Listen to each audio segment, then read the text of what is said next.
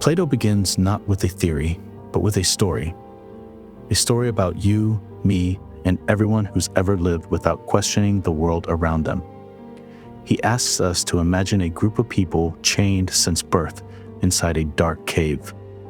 They can't move, they can't turn their heads. All they see are the shadows projected on the wall in front of them. Shadows cast by a fire burning behind them, where figures pass holding objects that mimic the world outside. The prisoners name these shadows, argue about them, and form beliefs around them. They think they understand the world because it's all they've ever seen. Now, imagine that one prisoner is freed. At first, he resists. The light burns his eyes. He can't make sense of what he's seeing. Everything he knew has been shattered. But as his eyes adjust, he begins to see the fire, the figures, and eventually, the mouth of the cave, the opening to a world he never knew existed.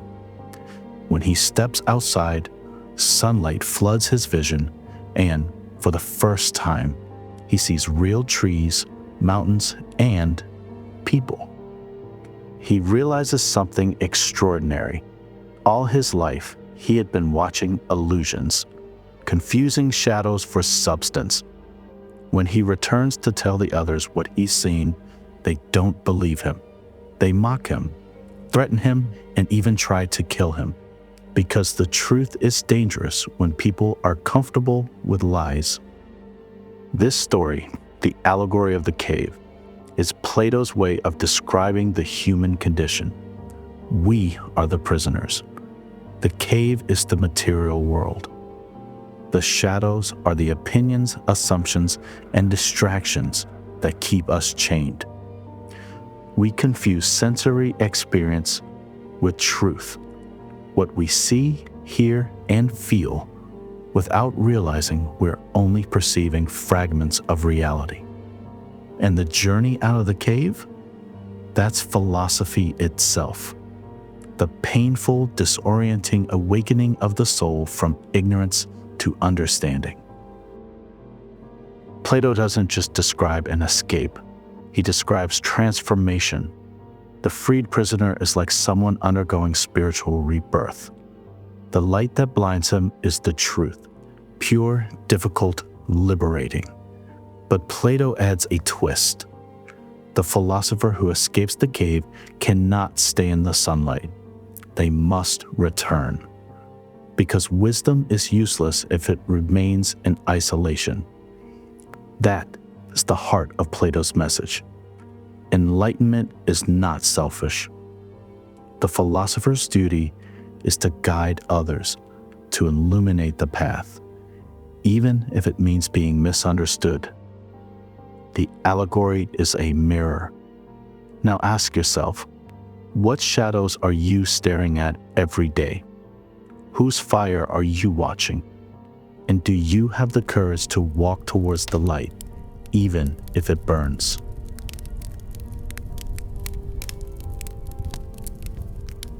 Once we escape the cave, we face a new question.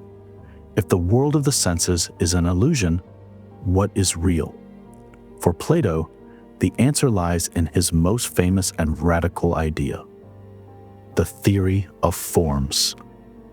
He believed that everything in the physical world, every object, idea, or quality, is just a reflection of a more perfect, eternal reality.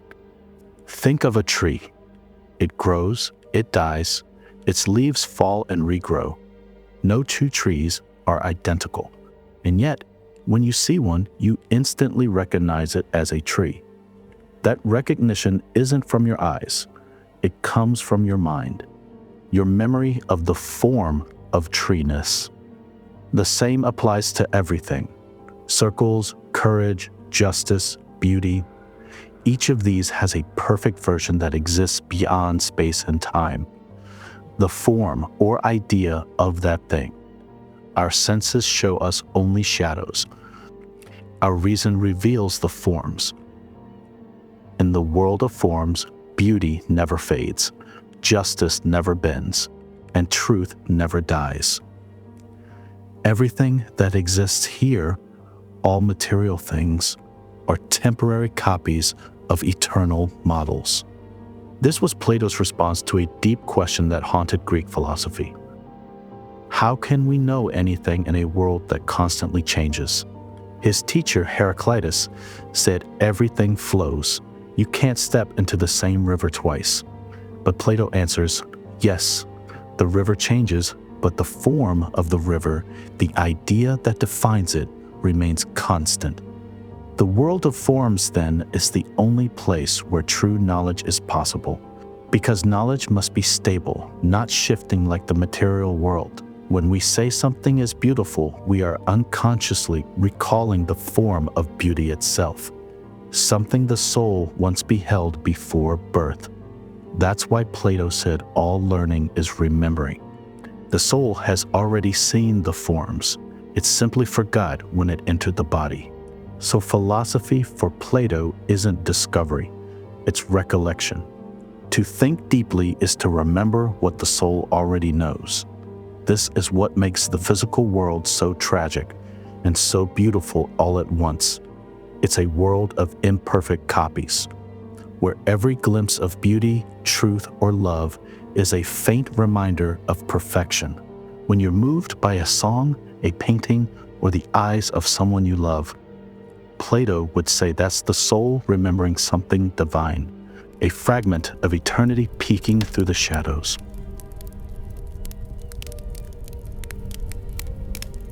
If the cave shows our ignorance and the forms reveal reality, Plato's divided line explains how we move from one to the other, how we climb from illusion to understanding. At the bottom of the line lies imagination, the realm of images, symbols, and shadows. This is where we mistake appearances for truth, where gossip, memes, and surface impressions form our worldview. Above that is belief, where we trust our senses and form opinions based on experience. It's better than ignorance, but still unreliable. Then comes thought, logical reasoning, the use of mathematics and dialect to see patterns and structures behind appearances. Finally, at the top is understanding, the pure contemplation of truth, the direct knowledge of the forms, especially the form of the good, which gives meaning to all others. Each step upward represents a transformation of the mind. To move from opinion to knowledge, we must detach from sensory dependence and train our reasoning. Plato compared the form of the good to the sun. It illuminates all things and makes them knowledgeable. Just as the sun gives life to the visible world, the good gives truth and value to the intelligible one. Without it, even the forms would be meaningless. This ascent is not easy. It demands discipline, humility, and courage. Most people never climb beyond belief because they cling to comfort. Plato warns that true knowledge is not about collecting facts. It's about seeing differently. It's about reorienting the entire soul towards truth. The divided line reminds us that wisdom isn't something you have, it's something you become. It's a state of being where you no longer react to illusions, but live in harmony with what's real.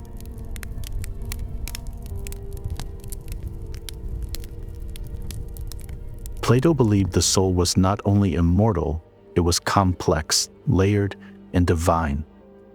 In his dialogue Phaedrus, he compares it to a charioteer driving two horses. The charioteer represents reason, the guiding force that seeks truth and wisdom. One horse represents spirit, the seat of courage, ambition, and willpower. The other horse represents appetite, the craving for pleasure, wealth, and comfort. The charioteer's task is to keep both horses in harmony, steering them toward enlightenment. If reason is weak, spirit and appetite pull in opposite directions. One driven by pride, the other by desire, and the soul collapses into conflict. This, Plato says is why moral character matters. Virtue isn't about following rules, it's about balance. Wisdom rules, courage obeys, desire serves. When the soul is in order, the person is just. When it's divided, the person is lost. But Plato didn't see the soul as merely psychological. He saw it as eternal. It existed before birth and will continue after death. Between lives, it contemplates the forms. During life, it struggles to remember them. Philosophy, therefore, is not an academic exercise. It's the soul's therapy. It heals the inner chaos by restoring harmony. And love, art, and learning, these are glimpses of the divine that help the soul remember what it truly is.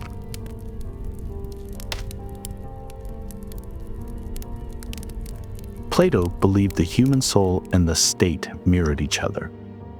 Both require harmony to function justly.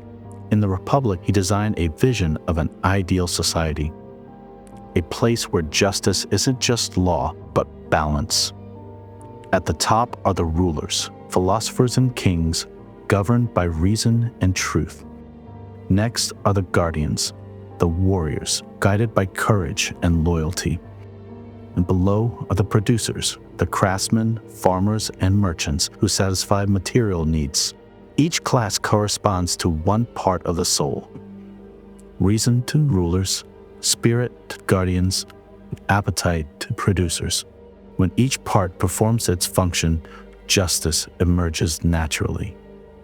For Plato, injustice arises when these parts clash, when greed rules over wisdom, when desire drowns out courage.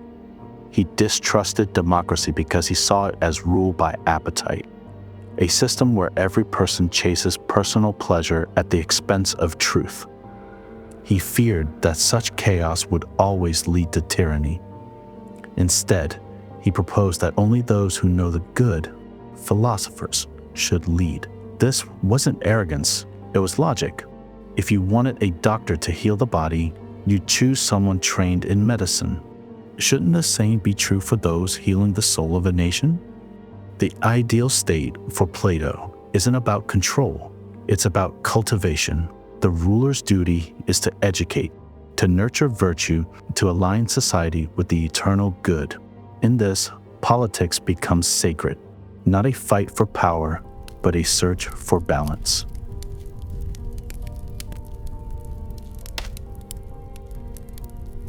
For Plato, love was the most powerful force in the universe, not because it pleases the body, but because it awakens the soul. In the Symposium, he describes the ladder of love, a spiritual ascent that transforms desire into enlightenment. We begin with the love of a single beautiful body, physical attraction. Then, we realize that beauty exists in all bodies. That is something universal. Next, our love rises to the mind, to the beauty of character, wisdom, and virtue. From there, we ascend to love of knowledge, of truth, of the divine. Finally, we reach the form of beauty itself, the eternal essence that never fades. Each step on this ladder refines our vision. Love becomes less about possession and more about transformation. Plato believed love reminds us of what our souls have lost, the divine perfection we once knew. When we love deeply, we don't just want someone, we want transcendence. That's why love can be both joy and suffering, because it exposes the soul's hunger for eternity. The highest love, then, is not romance, but revelation.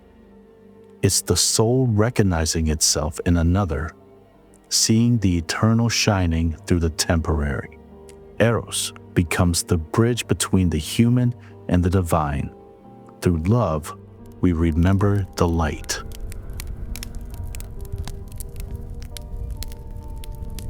After all the ascent, from shadows to light, from desire to divinity, Plato ends where he began, in the cave. The philosopher, having seen the truth, must return to share it. This is perhaps Plato's most profound and difficult lesson. Wisdom isn't meant to isolate us, it's meant to guide humanity. Those who have seen the light must bring it back to the darkness. Plato's message is timeless. Every age has its cave, its illusions, its false lights, its comfortable chains. Today, our shadows may be different. Media screens, political tribes, curated digital realities, but the principle is the same. We mistake noise for knowledge and motion for meaning. To awaken is to break those chains, not just intellectually, but spiritually. And yet, awakening comes with a cost. The world resists change.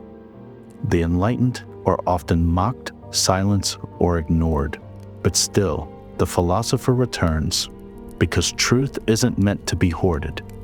Plato's philosophy at its core is a call to transformation. To see the truth is only the beginning. To live it and share it is the true act of enlightenment. So ask yourself, if you found the light, would you return to the cave?